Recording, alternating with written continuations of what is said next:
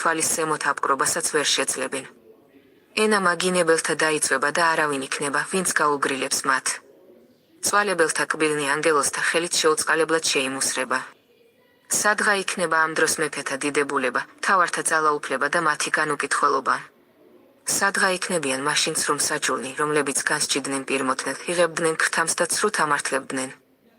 სად იქნებიან მონანი და აზნაურნი? სად იქნება მშვენიერება ჭაბუკთა? სად იქნება საგანძურით თავმოწონება? სად იქნება პატიოსან მარგალიტთა სიკეთე? სად იქნება ბეჭედნი და თითთა მშვენიერება?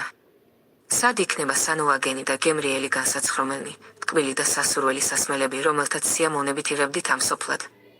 სად იქნებიან მხედარნი და მშვენიერი აღკაზმულობა მათი ცხენებისა? სად იქნება მაშინ სახლები და მშვენივრად შემკობილი ეზოები? სად იქნება სამოსელი მეფეთა, ძოწეულები და პორფირნი?